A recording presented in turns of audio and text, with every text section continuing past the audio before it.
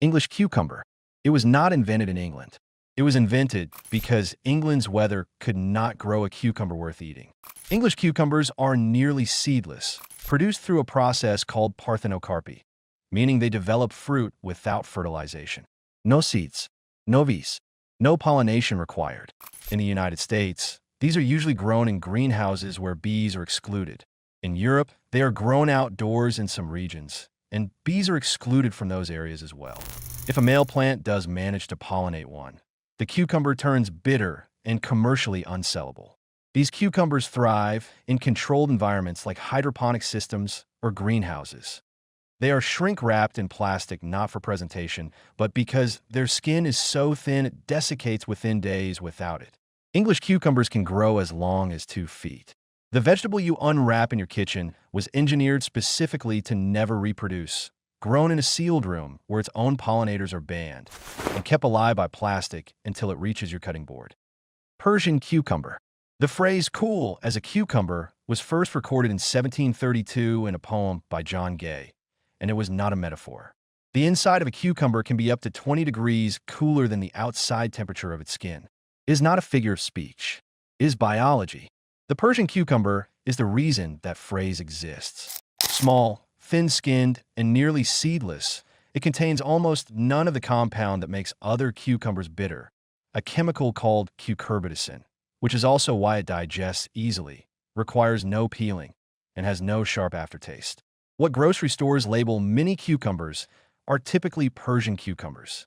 The actual name just doesn't test as well with consumers.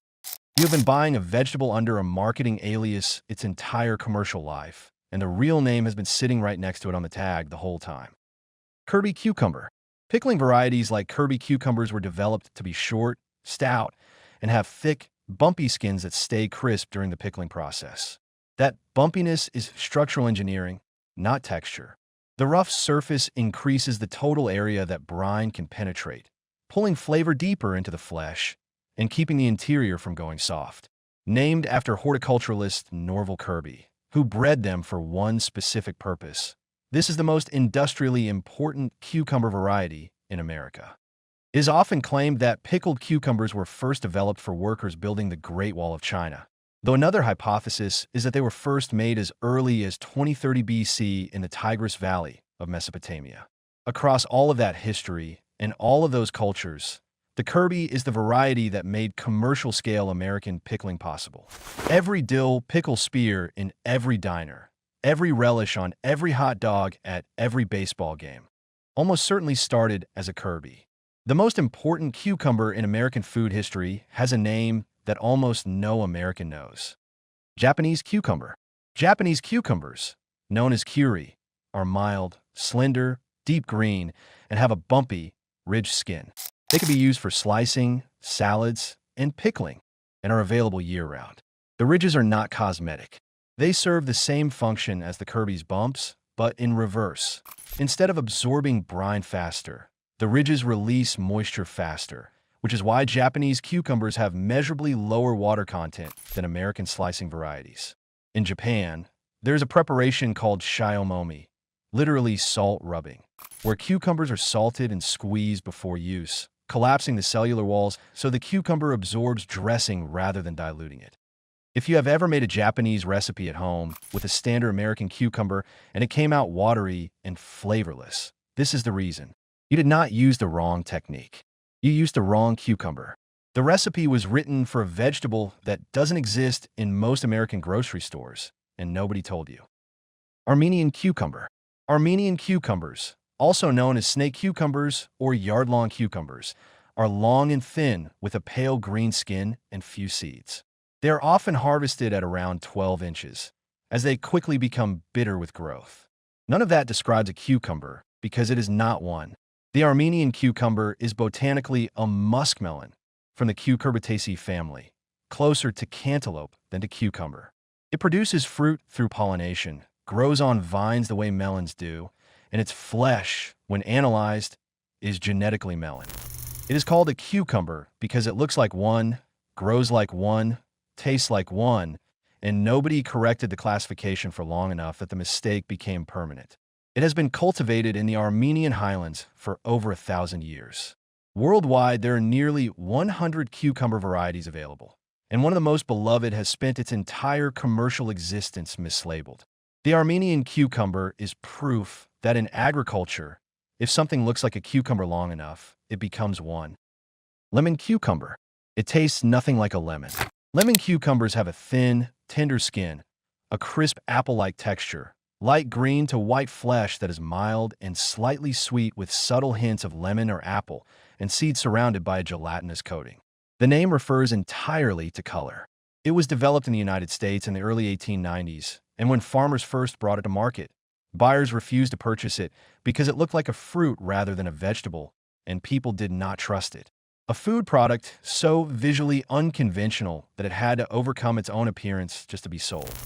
It never captured mainstream commercial distribution because the grocery supply chain requires visual standardization, and a round yellow cucumber will never look standard next to a straight green one. It remains grown almost exclusively by small farms and backyard gardeners. The vegetable that lost the grocery store because of its color has been winning farmers' markets for over a century. It did not fail. It just never got into the building. Beit Alpha cucumber. In 1931, at kibbutz Beit Alpha in the Harod Valley of Lower Galilee in Israel, a plant breeder named Henkel Lazarson began crossing local Damascus cucumbers with varieties from China, Japan, and India. Her goal was not a better-tasting cucumber. It was a cucumber that could survive the region's extreme heat and drought while still producing reliably. By 1936, she had developed what became known as the Beit Alpha cucumber, which quickly spread globally, often carried by immigrants who brought the seeds with them as they settled in new countries. Beit Alpha cucumbers are burpless, thin-skinned with relatively few seeds, and contain both male and female flowers on the same plant. Today, what American grocery stores label as Persian cucumbers are largely descended from Beit Alpha genetics. Henkel Lazarson developed this variety in the 1930s and named it after her kibbutz. One woman, breeding cucumbers in a war zone during the British Mandate period, produced a variety that now accounts for a significant portion of every cucumber sold in America. The name on the bag does not mention her. The Gherkin.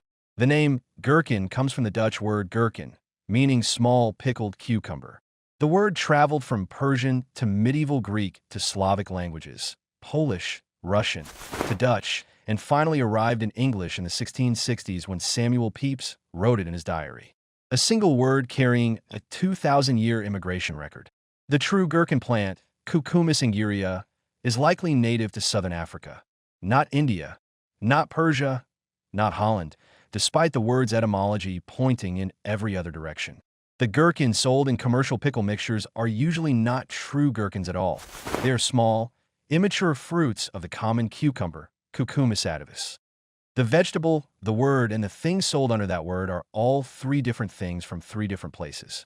You have been eating something called a gherkin your entire life without any of the names lining up with the reality. Suyo Long cucumber. It can grow to 18 inches. Slicers grown commercially for the North American market are generally longer, smoother, more uniform in color, and have much tougher skin. In contrast, those in other countries are smaller and have thinner, more delicate skin with fewer seeds. The Suyo Long is a Chinese heirloom variety that goes in the opposite direction entirely. Long, deeply ridged in a spiral pattern, and bred not for shelf life or uniformity, but for a specific climate problem. The ridges dramatically increase the surface area of the cucumber skin, which allows it to release heat faster in hot outdoor conditions. It is a self-cooling vegetable. While American agriculture optimized for transport and appearance, Chinese horticulturalists optimized for the field. Two completely different engineering philosophies, both applied to the same species, producing two vegetables so visually different that most people wouldn't recognize them as the same plant. The Suyo Long has never appeared in an American chain grocery store. It has been winning in Chinese markets for centuries without needing one. Marketmore cucumber. Every American who has ever grown a cucumber in a backyard garden has almost certainly grown this one. Heirloom varieties are open-pollinated seeds that have been passed down through generations for 50 years or more. The Marketmore, developed in 1968 by Dr. Henry Munger at Cornell University, is not an heirloom. It is a product of deliberate scientific breeding designed specifically for disease resistance and visual uniformity. Before it existed, American cucumbers came in wildly inconsistent shapes and sizes. After it, the grocery store cucumber became a standardized object. The straight, dark green, 8-inch cylinder that you picture when someone says cucumber is not what cucumbers naturally look like. It is what one researcher decided cucumbers should look like in 1968. And crucially, he released the Marketmore into the public domain. No patent, no licensing, which is why it became universal. The entire visual identity of the American cucumber was decided by a scientist who chose not to profit from it, and his decision has been replicated in millions of backyard gardens for over 50 years without most growers knowing his name. Dosakai, the Indian yellow cucumber. Dosakai cucumbers are botanically classified as Cucumis melovar. Cheeto and belong to the Cucurbitaceae family along with melons, squash, and gourds, which means like the Armenian cucumber, it is not actually a cucumber. It is a melon. Dosakai ranges in size from as small as a lime to as large as a grapefruit, with a thin rind in bright yellow, dark green, or a mottled mix, and cream-white flesh that is firm and aqueous with a semi-sweet, tangy flavor. It is believed to have originated in the Indian subcontinent around 3,000 years ago, often at altitudes up to 1,200 meters, later spreading to regions such as China. In South India, it is a culinary staple, cooked in a sambar, dal, and curry, and is treated as a vegetable entirely, the way a tomato is in Western cooking. Unlike other cucumber varieties, Malabar-type Indian cucumbers are traditionally consumed cooked and are favored for their firm, crunchy texture.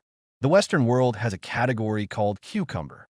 India has been growing a fruit that belongs in that category for 3,000 years and cooking it in ways the West never thought to try. And because the two food cultures rarely overlapped, neither noticed the other had solved different problems with the same vegetable. Cornichon. The Cornichon is the French answer to the Gherkin, and it operates by entirely different rules. While American pickles are made with vinegar for speed and shelf life, Cornichons are traditionally tart French pickles made from gherkins pickled in vinegar and tarragon. They are harvested when the cucumber is no larger than your thumb, often just 2 inches, because at that size the flesh is dense enough to withstand a long fermentation without going soft. The French did not invent pickling.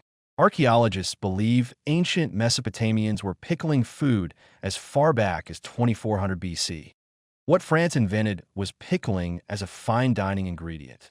The idea that a preserved cucumber could sit next to a tranche at a restaurant table rather than just inside a jar on a deli counter.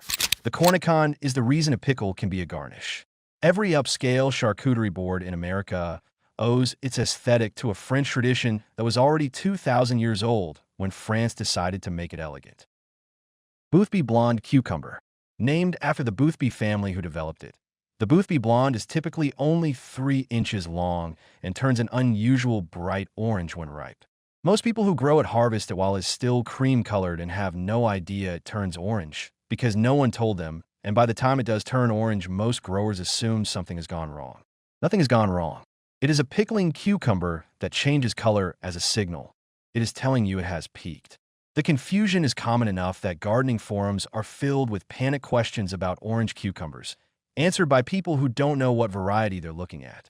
The Boothby Blonde is an American heirloom that contains its harvest instructions inside its own color, and the instructions only work if you know the language, which almost no one growing it does. The original wild cucumber. What we think of as cucumbers today have nearly nothing to do with what cucumbers were prior to cultivation, domestication, and selective breeding. The original cucumber was so bitter due to its high concentration of cucurbitacins that it was not realistically edible. There are around 88 documented cases per year where someone eats too much of a cucurbit that cross-pollinated with a wild type and becomes seriously ill from cucurbitacin poisoning. Every cucumber on this list, the Persian, the English, the Kirby, the Beit Alpha, the Dosakai, every one of them, is the result of 3,000 years of selective human pressure aimed at removing a single compound from a plant that used it to poison the things trying to eat it. The cucumber did not want to be eaten.